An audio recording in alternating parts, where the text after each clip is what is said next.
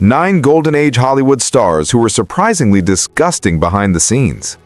Those flawless faces that dazzled moviegoers worldwide, they hid some of the nastiest secrets in film history. Beneath the sparkle of gowns and glamour was a stench-filled reality, breath that could knock you out cold, body odor strong enough to empty sets, and habits so foul that studios spent fortunes covering them up. These weren't just stars who had an off day, they were human biohazards who made co-stars suffer for cinema's sake. The truth about their unwashed legacy will permanently change how you view those timeless classics. So grab your air freshener because we're diving nose first into 9 of Hollywood's dirtiest legends. 1. Clark Gable, the king of halitosis. Clark Gable, the matinee idol whose grin melted hearts worldwide, had a secret that melted noses instead. His female leads didn't swoon out of love, they gagged out of survival. Hidden beneath that trademark mustache was a dental nightmare. Gable wore complete dentures by 32, the result of gum disease so bad his teeth practically fled for their lives. The aftermath? A toxic odor that could have been classified as a biological weapon. Vivian Leigh supposedly needed smelling salts between takes on Gone with the Wind just to endure their kiss scenes. She later admitted she mentally checked out like someone surviving a torture session. Loretta Young had it worse. After filming Call of the Wild, she threw up and told her assistant, "Kissing Clark is like making out with a corpse marinated in vinegar." Even camera crews weren't safe. One operator said close-ups felt like aiming the lens into Hell's Kitchen after a chili contest.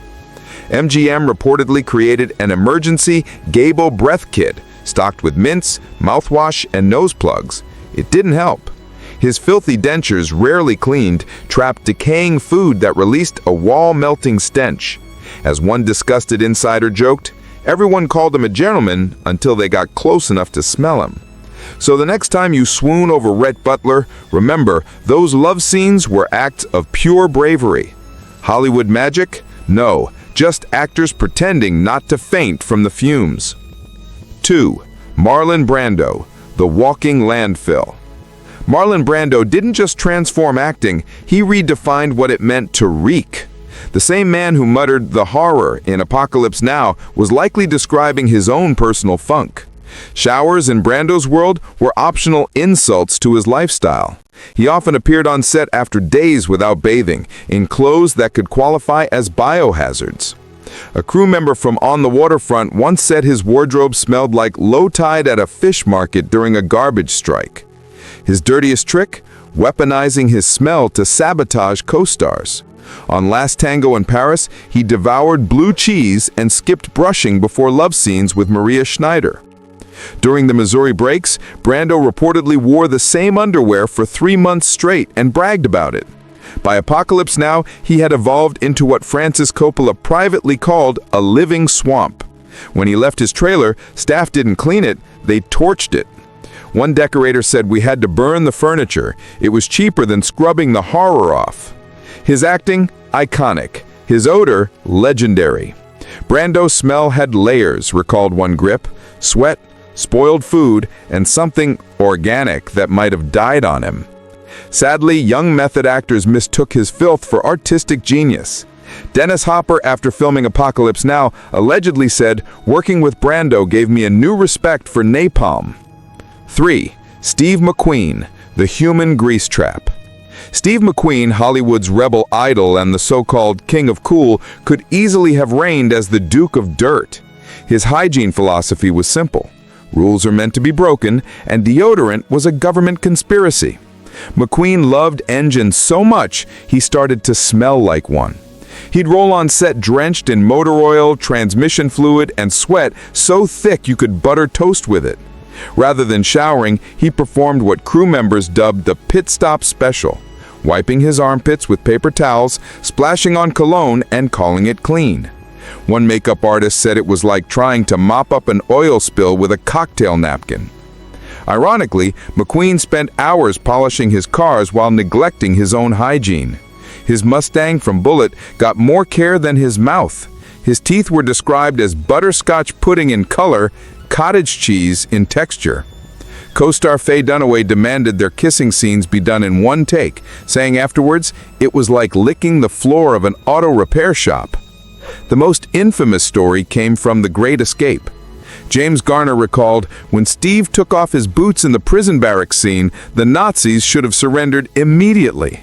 The man exuded danger on screen and a chemical warfare stench off it. That odor should have been outlawed by international agreement. As one studio insider quipped, he made being cool effortless, but made hygiene seem optional.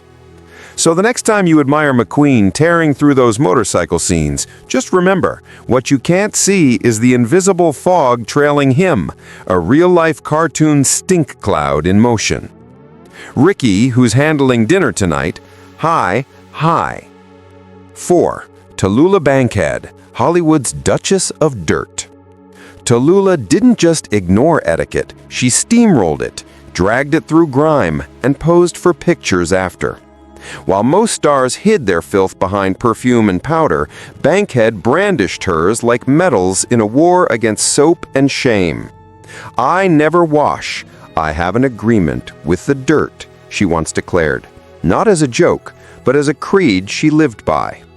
Stagehands swore she could go weeks without bathing, leaving behind what one crew member called a traveling miasma that followed her like an affectionate but rancid pet. Her dressing rooms were so contaminated that one Broadway theater labeled hers the Swamp and issued biohazard cleaning orders after every show. Her most infamous quirk, decades of proudly going commando, caused on-set trauma few forgot. During Lifeboat, where she shared cramped space with castmates, cinematographer Arthur Miller pleaded with Hitchcock to make her wear underwear for ladder scenes. Hitchcock's reply became legend. "I'm not sure if this is a matter for wardrobe, makeup, or animal control." Her hotel suites were equally infamous.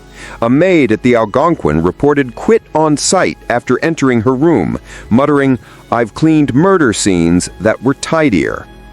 Visitors described mountains of cigarette butts, rotting food, and soiled clothes. A museum of human excess. "She'd light up a room," joked producer Jed Harris, "then empty it just as fast." Bankhead didn't just reject social norms, she weaponized her filth as theater. When told to bathe before a love scene, she fired back, "Darling, if you wanted roses, hire one of those polished virgins from MGM. You got Tallulah Bankhead, and that includes the parts untouched by soap since Hoover was president." "I haven't played since the Thousand Islands, years back. Oh, I used to run a dress shop uptown." 5. W.C. Fields, The Human Distillery. Fields didn't portray drunks, he perfected them. The only difference between the man on screen and off was the level of stench. Fields was so soaked in gin that lighting crews worried a spark could set him ablaze. His day began with martinis, not with breakfast, as breakfast. By noon, his sweat could be classified as a controlled substance. One assistant director said his breath smelled like alcohol used to preserve smaller, drunker alcoholics. Sharing a scene with him, co-star said was like being locked in an elevator with a whiskey still in a suit. But the smell was only part of it. Fields almost never bathed, creating what a costumer called a three-tiered scent: base notes of booze, mid-notes of sweat, and a top note of despair. His clothes absorbed liquor so thoroughly that one wardrobe assistant joked we could wring out his jacket and serve it as gin and tonic. Hotels dreaded his stays. Rooms became fermentation chambers. One manager claimed maids found bottles everywhere, in toilets, lamps, even hollow books.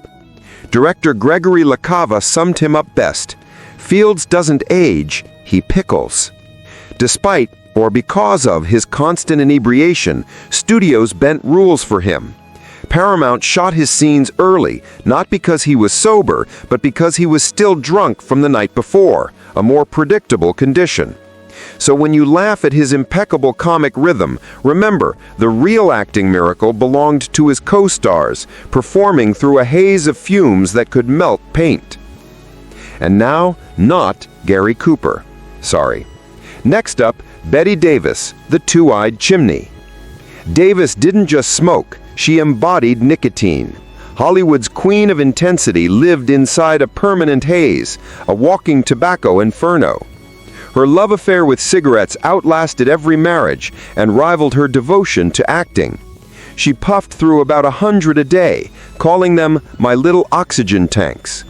Studios even budgeted her nicotine costs like catering expenses. She was brilliant and smelled like a burning library soaked in tar. Actress Miriam Hopkins once said after Old Acquaintance, "It wasn't just bad breath, it was a full-body miasma." Costumes required deep cleaning worthy of a chemical spill, and makeup artists developed what they dubbed Davis lung, a temporary smoker's cough that faded days after wrap. Her dressing rooms needed special ventilation, and entire crews worked in a fog that outlasted her temper. Davis didn't just inhale cigarettes, she exhaled legend, one smoky, stinging puff at a time. One crew member swore you could locate her dressing room long before you saw it. Just look for the door framed by yellow nicotine stains that spread like rays from a dying sun. Director William Wyler gave perhaps the most haunting account after shooting The Little Foxes. He said kissing Davis was like pressing your mouth to the inside of a furnace. I didn't guide her performance, I simply endured it. Davis seemed defiantly unaware, or perhaps uninterested in how her habit smothered everyone around her. When a nervous young actor once complained about the haze on set, Davis allegedly fixed him with her famous glare and said, "Sweetheart, if you crave clean air, try farming instead of acting." Her most legendary moment came during a fire alarm on the set of All About Eve. While the rest of the crew hurried outside, Davis was nowhere to be seen. They finally found her calmly puffing away in her dressing room. When warned that the building could burn down, she blew out a perfect smoke ring and murmured, "Darling, I am the fire." 7. Howard Hughes, from Playboy to Petri dish. Howard Hughes represents the most astonishing fall from glamour to grime in Hollywood lore. His story reads like a warning, how a golden idol of aviation became a living science experiment in decay. Hughes didn't merely neglect himself, he devolved into something even horror directors would call over the top. The cruel twist was that his collapse grew from an obsession with cleanliness. The man who once romanced Katharine Hepburn and Ava Gardner became so terrified of germs that he refused to bathe, deciding filth was somehow safer than water. As one associate dryly noted, he feared dirt until he became its patron saint. His fortune and madness combined into a perfect breeding ground for horrors no ordinary man could survive. By his final years, Hughes's cleanliness rituals sounded like scenes cut from a torture script. He kept jars of his own urine, let his nails curl like claws, and let his hair and beard mat into nests of crumbs and oil. Naked, he'd sit in a sealed room, touching things only with tissues that he'd toss aside until the floor looked like a snowfield of decay. Those who entered described it as stepping inside a corpse that refused to die. The stench was so invasive that workers claimed they could tell which suite Hughes had used months after he'd left, the odor embedded in the walls. The bitter irony, a man who broke records and made Hell's Angels couldn't face daylight because his smell could empty a room. His fortune couldn't buy him a bar of soap that his mind would allow him to use. When Hughes died in 1976, kidney failure was listed, but rescuers supposedly needed counseling after discovering what was left of him. One paramedic quit that very day, saying, "I've seen crash victims less horrifying than that body." Hughes's descent from Hollywood's ultimate playboy to a human petri dish remains unmatched in celebrity history. The man who once embodied sophistication died in a state that would make a medieval villager recommend a bath. 8. Ava Gardner, beauty's rotting core. Ava Gardner, the woman Frank Sinatra lost his mind over, hid something dreadful beneath all that perfection. Her scent, according to one insider, was like damp laundry left too long in a cellar. Though she shimmered on film, her hygiene habits were described as somewhere between frat house and alley cat. Despite unlimited access to luxury, Gardner treated cleanliness with breathtaking indifference. Her teeth, in particular, were a horror story. She almost never brushed, one longtime makeup artist revealed. We had to plant mints, arrange mouthwash breaks, and stage shots to keep co-stars upwind. One actor compared kissing her to diving tongue first into last night's leftovers. Instead of bathing, she drenched herself in perfume, creating what one director called a chemical attack disguised as elegance. The mix of sweat, smoke, and perfume was so strong that crew could track her through studio corridors by scent alone. She left behind lipstick smears and cigarette ash wherever she went, including in beds that housekeeping staff dreaded cleaning. Hotel workers reportedly had to replace her sheets outright due to the mix of makeup, fluids, and mystery stains. An MGM executive summed her up best: a goddess under the lights, a goblin in daylight. Without her glam squad, Ava looked and smelled like she'd crawled out from under a bridge, not walked off a red carpet. And yet her allure somehow eclipsed it all. Men ignored the assault on their senses to bask in her beauty. Sinatra even installed extra showers at home, hoping to nudge her toward cleanliness, a mission doomed from the start. One director, after enduring a long shoot, sighed, "Ava's beauty is the ultimate distraction. You don't realize she's poisoning the air until it's too late." 9. Charles Laughton, the human compost heap. Charles Laughton became famous for turning into monsters on screen, from Quasimodo to Captain Bligh. But insiders swore his greatest illusion was convincing audiences they couldn't smell him through the film reel. Directors often joked that Laughton's odor had enough personality to deserve its own credit line. This wasn't your standard actor perspiration. It was an evolving habitat born from artistic neglect. Wardrobe teams enforced strict handling rules, with one costume designer saying his garments were treated like radioactive 18th century attire. A studio wardrobe chief admitted that his outfits couldn't just be aired out. They had to be isolated in a separate room, fans blasting for hours on end. On hotter shooting days, his scenes weren't scheduled by story logic, but by sweat management, since every new costume immediately became a biohazard. What made his situation uniquely difficult was the intensity of his physical acting. Renowned for his immersive style, Laughton would dive into performances so hard that one lighting crew member said he'd sweat enough to make a thoroughbred jealous. When that perspiration merged with his permanent musk, Alfred Hitchcock reportedly called it a suspense experience worse than any thriller I ever made. Yet directors endured the sensory torture because his raw skill was worth every nose-wrinkling moment. Billy Wilder supposedly told his cinematographer on witness for the prosecution, "If something reeks, don't stop shooting. Charles is just hitting his stride." His colleagues developed survival tactics that bordered on performance art. Marlene Dietrich, while filming the same movie, allegedly kept smelling salts hidden in her gown and used them between takes. She later joked to a friend, "I wasn't acting surprise in our scenes, I was fighting to stay upright." A stage manager who once worked with Laughton in theater summed it up best. He could recite Hamlet overnight, but never seemed to locate his bathtub. Historians still debate whether his wife, Elsa Lanchester, staying married to him for over 30 decades, was an act of devotion or proof of complete loss of smell. These 9 Hollywood icons remind us that the industry's most hidden secret wasn't infidelity or identity. It was the nauseating truth that beauty on screen often came with a stench off it. The contrast between their polished personas and fetid realities may be the greatest illusion Tinseltown ever pulled off. What's most astonishing isn't just the magnitude of their odor, but the studio's ability to keep it under wraps. With no tabloids, TikTok, or tell-all memoirs, fans stayed blissfully unaware that their cinematic crushes doubled as biological experiments between takes.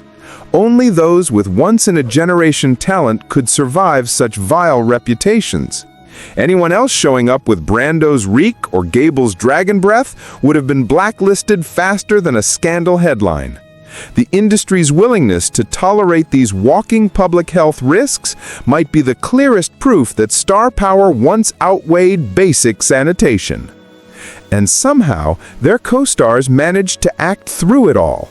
So when you rewatch those romantic close-ups, remember the true MVPs, the ones smiling long enough to suppress their gag reflexes. Those weren't just scenes of passion, they were Olympic feats of nasal endurance. So before you daydream about stepping back into the golden age to meet these legends, be grateful it's impossible. Some fantasies are better preserved in black and white, especially the ones that would have smelled like a chemical spill in real life. If this dive into Hollywood's least glamorous secrets turned your stomach and sparked your curiosity, make sure to like and subscribe for more unfiltered stories here on Golden Veen. Share in the comments which star's filthy habits stunned you most, and thanks for braving this unforgettable stroll through cinema's most aromatic history.